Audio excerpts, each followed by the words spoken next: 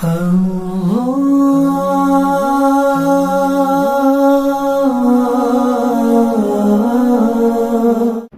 بات میں نے یہ بیان کی تھی کہ قرآن مجید یاد کرنے کے لیے آسان.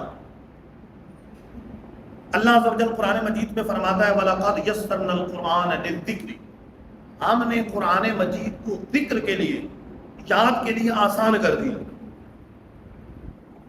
اس کا ایک معنی مفسرین نے یہ لکھا کہ نصیحت لینے کے لیے آسان کیا. ہے کوئی نصیحت لینے والا؟ نصیحت لینے کے لیے آسان کیا. اور ایک معنی یہ ہے کہ یاد کرنے کے لیے آسان کیا. ہے کوئی یاد کرنے والا؟ یاد کرنے کے لیے آسان کیا. یہاں دو بات، یاد کرنے کے لیے بھی آسان ہے. مفسرین نے اس کے تحت لکھا کہ پچھلی کتابیں صرف نبیوں کو یاد ہوتی تھیں، لیکن قرآن پاک کا یہ اعجاز ہے کہ مسلمانوں کا بچہ بچہ قرآن مجید یاد کر لیتا ہے. کبھی ایسا بھی دیکھنے میں آتا ہے کہ ننا سا 7 سال کا بچہ پورا قرآن مجید اس کے سینے میں، 6 سال کا بچہ پورا قرآن مجید اس کے سینے میں قرآن مجید کو یاد کر لیتا ہے. تو یاد کرنے کے لیے رب نے قرآن کو آسان کر دی، سینوں میں اتر جاتا ہے. ورنہ آپ دیکھ لیں اتنی بڑی کتاب ہماری اپنی لغت میں اردو کے اندر ہی ہو تو ہم اسے منو آن یاد کر لیں گے کہ حرف آگے پیچھے نہ ہو. چند اوران تو ہو سکتا ہے کوئی یاد بھی کر لے، لیکن اتنی بڑی کتاب اس طرح یاد کر لے یہ بہت مشکل. تو قرآن مجید بغیر کمی بیشی کے بچوں کے سینے میں آ جائے. تو رب نے یہ بھی قرآن مجید کو اعجاز عطا فرمایا کہ فرمایا وَلَقَدْ يَسَّرْنَا الْقُرْآنَ لِلذِّكْرِ، ہم نے قرآن کو یاد کرنے کے لیے آسان کر دیا. صدر الافاضل نعیم الدین مراد آبادی رحمۃ اللہ تعالی علیہ ایک مرتبہ کسی پادری سے مناظرہ ہو تو پادری مناظرے سے پہلے کہنے لگا ٹھہرو مولانا صاحب، آپ کا جو قرآن ہے مجھے 15 پارے یاد ہے، آپ کو انجیل یاد ہے کچھ؟ تو صدر الافاضل کہنے لگے کہ قرآن مجید تمہیں یاد ہے تو یہ تمہارا کوئی کمال نہیں، یہ قرآن کا کمال کہ قرآن نے دشمن کے سینے میں بھی اپنی جگہ بنا لی. یہ قرآن کا کمال ہے، تمہارا کمال نہیں ہے. تم اگر اتنے کمال والے ہو تو تم اپنے انجیل کے کچھ پارے سنا دو. تمہیں انجیل یاد ہے؟ کہنے کہ انجیل تو یاد نہیں ہے. تو کہا انجیل تمہیں یاد نہیں ہے، قرآن یاد تمہارا کمال نہیں ہے، یہ قرآن کا کمال ہے کہ قرآن نے دشمن کے سینے کے اندر بھی اپنی جگہ بنا لی ہے. تمہیں قرآن بھی یاد ہو گیا کیونکہ رب نے قرآن یاد کرنے کے لیے آسان بنا لی. اسے آسان بنا، نصیحت کے لیے بھی آسان ہے. بڑے پیارے انداز سے، دل نشین انداز سے قرآن نصیحت کرتا ہے، جگہ بجگہ نصیحت کرتا ہے. کہیں مردوں کو فرماتا ہے الرجال قوامون علی النساء، مرد عورتوں پر حاکم ہے، اور مردوں کو فرماتا ہے وعاشروہن بالمعروف، تم نے عورتوں کے ساتھ اچھا سلوک کرنا، اچھے طریقے سے پیش آنا. کہیں قرآن پاک معاملات بیان کر رہا ہے احل اللہ البیع وحرم الربا، رب نے خرید و فروخت کو حلال کر دیا اور رب نے سود کو حرام قرار دے دیا. تو جگہ بجگہ رب قرآن مجید میں مختلف قسم کی نصیحتیں فرما رہا، قرآن مجید کے اندر فرما رہا. اس سے نصیحت لینا بڑا آسان ہے. کوئی نصیحت لینے والا، کوئی نصیحت لینے والا دل رکھنے والا ہو تو قرآن مجید سے نصیحت لینا آسان ہے. کہ فاروق اعظم رضی اللہ تعالیٰ اس وقت جب آپ اسلام نہیں لائے تھے، کفار کے سردار و رئیس ہے اور بانی اسلام کے خلاف تلوار اٹھا کر نکلے، لیکن قرآن پاک کی آیات سنی اننی اللہ، میں ہی اللہ ہوں. اس آیت پر پہنچے، جب یہ دیکھا اپنی بہن فاطمہ سے، جب وہ قرآن لے کر تورات پڑھ رہے اس کو جب پڑھا کہ میں ہی اللہ ہوں، تو آپ کے دل سے گواہی آئی، دل سے آئی کہ واقعی اللہ تعالیٰ کا یہ کلام ہے، کلام الہی، اور دل پسند گیا اور اسی وقت بارگاہ رسالت میں حاضر ہو کر دامن اسلام سے وابستہ ہو. یہ قرآن پاک کی تاثیر.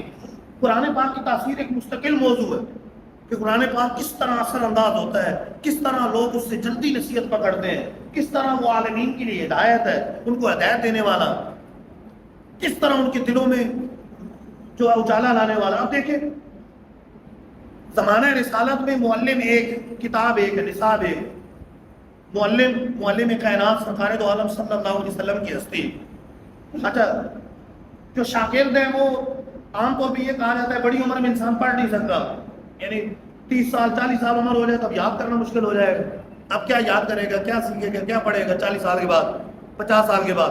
اور عمومی طور پہ صحابہ جو اسلام لانے والے ہیں بڑی عمر کے، صحابہ اکرام جو اسلام لانے والے بڑی عمر کے، معلم کائنات معلم ایک ہے، اور آگے نصاب بھی ایک ہے، قرآن پاک ایک کتاب ہے، ایک نصاب ہے، ایک کتاب ہے، لیکن جب وہ کتاب پڑھتے ہیں تو صدیق اکبر جیسے مدبر پیدا ہو جاتے ہیں، فاروق اعظم جیسے سیاست دان حکمران پیدا ہوتے ہیں، خالد بن ولید جیسے سپہ سالار پیدا ہوتے ہیں، مولا علی رضی اللہ تعالیٰ عنہ جیسے قاضی پیدا ہوتے ہیں، عثمان غنی جیسے تاجر پیدا ہوتے ہیں۔ گویا کہ وہ قرآن مجید تجارت بھی سکھا رہا ہے، وہ حکومت کرنا سیاست بھی سکھا رہا ہے، وہ فوج کا سپہ سالار بننا بھی سکھا رہا ہے، وہ ہر چیز سکھا رہا ہے۔ سکھانے والے ایک ہے، نصاب ایک ہے، کتاب ایک ہے، لیکن قرآن مجید سے جس کی جو صلاحیت جو خوبی ہے، قرآن پاک اس کی خوبی کو بدرجہ ختم پہنچا کر اس کو تکمیل کر کے قرآن مجید اس کو کامل و اکمل بنا دیتا ہے، جو بھی اس کی خوبی۔ تو قرآن مجید سے نصیحت لینا آسان ہے، کوئی نصیحت لینے والا ہو، کوئی پڑھنے والا ہو۔ پھر قرآن مجید وہ کتاب ہے، قرآن کا فیصلہ ہے، اس کے اندر رب نے شفا رکھی،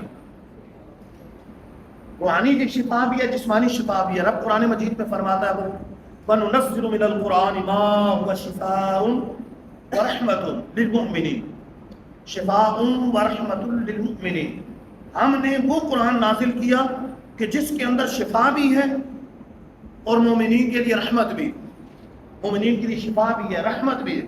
علماء اس کے تحت لکھتے ہیں کہ قرآن مجید میں دونوں شفا ہیں، دل کو صاف کرتا ہے، دل کو نورانی کرتا ہے، دل کو صاف کرتا ہے، دل کے میل کو دھوتا ہے، باطنی صفائی کرتا ہے، تزکیہ نفس کرتا ہے۔ قرآن مجید پڑھتے جائیں دل صاف ہوتا جائے گا، قرآن مجید پڑھتے جائیں دل کی صفائی ہوتی جائے گی، دل کو بھی صاف کرتا ہے۔ اور قرآن مجید وہ ہے کہ جسمانی شفا بھی اس کے اندر موجود ہے۔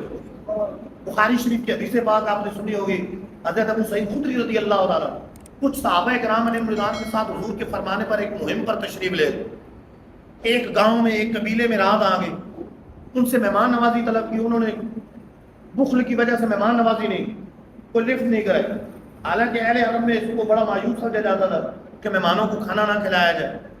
رات بھوکی صحابہ کرام نے گزاری، صبح یہ ہوا کہ اس قبیلے کے سردار کو بچھو نے ڈس لیا، زہریلے بچھو۔ اب وہ جاں بلب ہو گیا، مرنے کے قریب ہو گیا، لوگ ان کے پاس آئے کہ یار آپ کے پاس کوئی دارو دوا ہے، کوئی دم ہے، کوئی کرو تو ٹھیک ہو جائے۔ تو حضرت ابو سعید خدری رضی اللہ تعالیٰ عنہ کہتے ہیں ہاں ہمارے پاس ہے تو صحیح، لیکن اس کے بدلے میں کیونکہ تم نے ہماری مہمان نوازی نہیں تو لہٰذا ابھی یہ معاہدہ کرنا پڑے گا کہ اس کے بدلے میں ہمیں کچھ عوض تم نے دینا ہے۔ انہوں نے ریوڑ بکریوں کا دینے کا وعدہ کیا، 30 بکریاں دیں گے ہم آپ رضی اللہ تعالیٰ عنہ گئے، سورہ فاتحہ پڑھی، سورہ فاتحہ پڑھ کر لعاب اپنا اس کے اوپر ڈسنے والی جگہ پہ لگا دیا، وہ شفا یاب ہو گیا، انہیں 30 بکریاں دی۔ قافلہ جب واپس آیا صحابہ کرام کہنے لگے کہ ابھی اس کو استعمال نہیں کرنا، پہلے حضور سے پوچھ لیں کہ یہ ٹھیک بھی ہے کہ نہیں جو ہم نے کیا ہے۔